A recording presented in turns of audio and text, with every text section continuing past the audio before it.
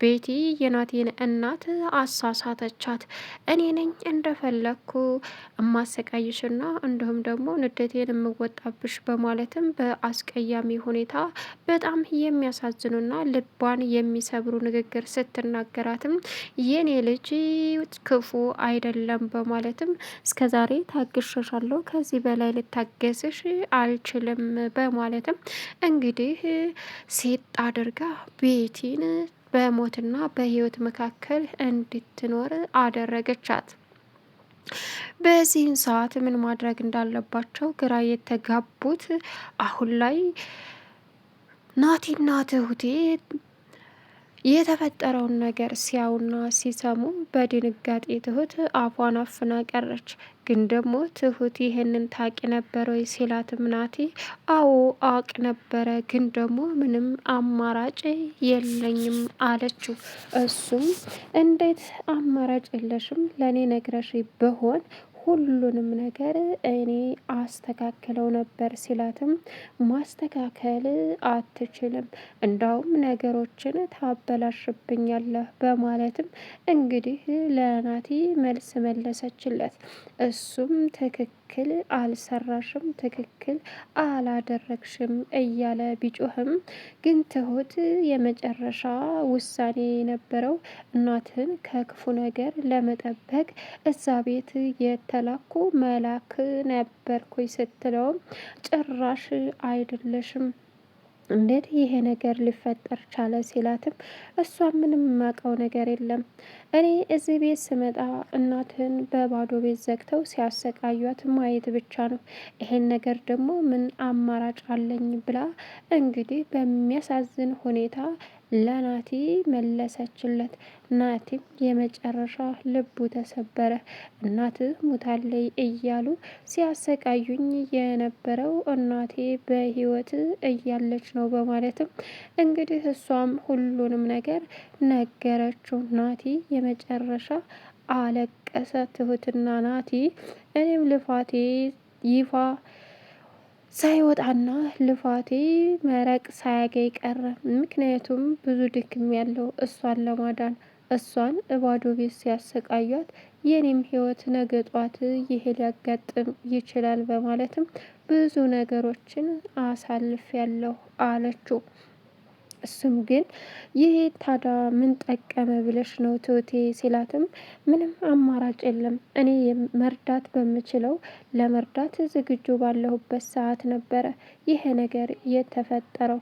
ለዛውም ልንገርህ አልንገርህ እያልኩኝ ከራሴ ጋር ሙግት በያዝኩበት ሰዓት ይሄ ሁሉ ተፈጠረ ስትለውም በጣም ያሳዝናል በማለትም እንግዲህ ሁሉንም ነገር ሁለታቸው እየተወያዩ እያለቀሱም ይገኛሉ።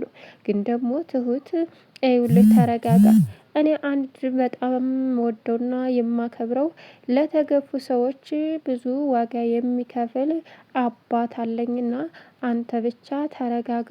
ስለዚህ እሱን እናትህ ወዳ ሳይሆን ይህን ያክል አመት እውነታውን አውጥተን ተናግረን እንዴት ተሰቃየች፣ አግተዋት ቤት ውስጥ እንዳሰቃዩትም እነግረዋለሁኝ። ስለዚህ እሱ ደግሞ የሚፈጠረውን ነገር በሙሉ ያስተካክልልናል፣ አንተ ተረጋጋ ስትለውም ፖሊስም ቢሆን ምንም ዝም ብሎ ባላየው ነገር ዝም ብሎ እሷን ሊያስራት አይችልም።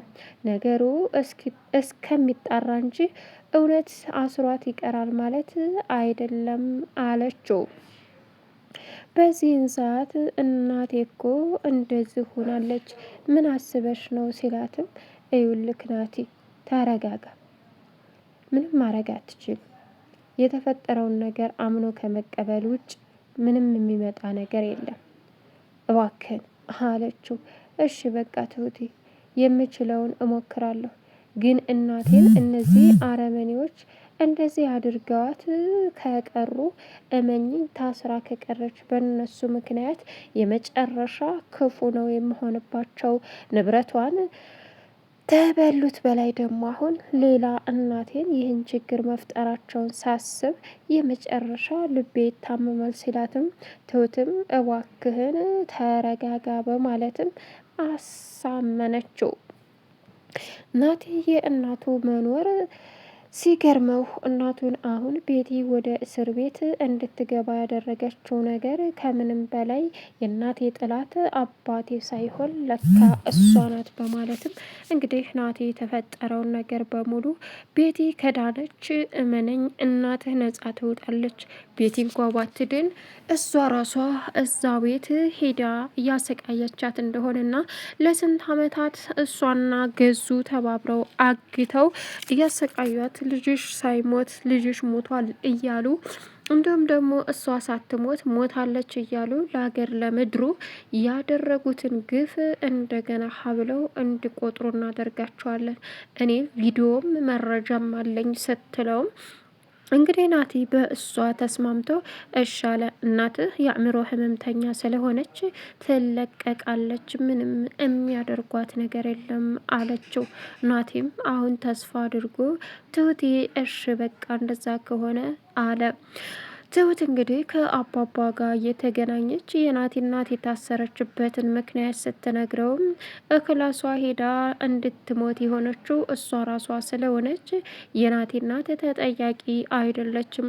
በዛ ላይ ይህን ያክል አመት አግተው የአእምሮ በሽተኛ አድርገዋት ኑረው አሁን ምንም ሊያመጡ ስለማይችሉ አርፈሽ አንቺ አትጨናነቂ፣ ከዚህ ነገር ብቻ ራስሽን አውጪ አላት። ራሴንማ አንደውኑ ገብቼበት እንዴት ብዬ አወጣዋለሁ አባዬ? ስለዚህ ማድረግ ያለብኝን ነገር ከቀን በቀን እየመጣው ላንተ አወያይሃለሁ እንጂ አለችው። ቤቲ አሁን ድንገተኛ ሆስፒታል ገብታ የመዳን አቅም ወይም የመዳን እድሏ ዝቅተኛ እንደሆነ ሐኪሞቹም ተናገሩ። የቤቲ መጥፋት ያሳሰበው አቶ ገዙ ሚስት የጠፋች እያለ ፖሊሶቹ ገንዘብ እየሸጎጠ ሲያስፈልግ መጨረሻ ላይ ግን ገዙ የናቴን እናት ክላስ ከፍቶ ሲገባም እሷን ለመቆጣት ሲገባም እዛ ሲጥ አድርጋ ድፍት አድርጋ ታገኘ። በዚህን ሰዓት የተናደደው ንዴት እሷን እዛ ሲጥ ሊያደርጋት ሲፈልግም እመነኝ አንተን ብትሆን ከቀረብከኝ ሌላ ችግር ታመጣለህ በማለትም ስታስጠነቅቀው እጮሃለሁ የኔ ልጅ መናጤ አይደለም ልጅሽ መናጤ ነው እያለች ስትናገረኝ ነው ያነኳት ስትለውም በዚህን ሰዓት ገዙ ትሁቴ ድረሽልኝ በማለትም ሳያፍር እውነት አወጣ።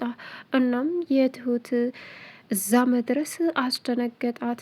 ለአሁኑ ለፖሊስ ደውዬ ይጠፈንንሻል በማለትም ገዙ የንደቱን በጣም በመናደድ ፖሊስ ሲደውል ፖሊሱ እናም በጣም በሚያሳዝን ሁኔታ አሁን ላይ የሁላቸውም ጉድ መውጣቱን አላሰበውም እና ለፖሊስ ደውሎ እብዲ ቤቴ መታ ሚስቴን ገድላብኛለች በማለትም አመለከተ። በዚህን ሰዓት ትሁት ግራ ተጋብታ እንዴት ታመለክታለች? ይችን ሴትዮ ከዛሬ ውጭ እዚህ ቤት ውጭ ሳሎን አይቻት አላቅም። እንዴት ምንድና ስልም ከዛ ናት እየሮጠ ሲመጣም እንግዲህ እናቱ በጣም በሚገርም ሁኔታ እዛ ቤቲን ሲጣርጋ እንደደፋቻት ተነገረው። እናቴ በፍጹም ሰው ገዳይ አይደለችም፣ እናቴ ሙታለይ ብለኸኝ አልነበር በማለት ገዝን ደሞ እሱ ሲጣርጎ ሲይዝም ሁለት አረመኔዎች ሊገሉ ነው በማለትም ለፖሊስ ማመልከት እንዳለበት አመነ። ቤቲ እንግዲህ በህይወትና በነፍስ መካከል ሆና እየሮጠች እየተሯሯጡ ሐኪም ቤት ሲወስዷትም ሐኪሞቹም የምንችለውንና አቅማችን የሚፈቅደውን የሕክምና ክትትልና እናደርጋለን፣ ህይወቷን ለማትረፍ ከፈጣሪ በታች እንሞክራለን። ነገር ግን እሷ የተያዘችበት ወይም ደግሞ ጉሮሯ በጣም ደም ስሯ ስለተቀሳሰረ በሚያሳዝን ሁኔታ የመዳን እድሏ ዝቅተኛ ነው ሲልም ዶክተሩ ለገዙ ነገረው። ገዙም እሷ ከጠፋች እመነኝ ሁሉም ነገር ችግር ይፈጠራል በማለትም ለፖሊሱ ተናገረ። ለቻናሉ አዲስ የሆናችሁ ሰብስክራይብ ያደረጋችሁ ቪዲዮውን እስከ መጨረሻው ተከታተሉ። መልካም ቆይታ ይሆንላችሁ።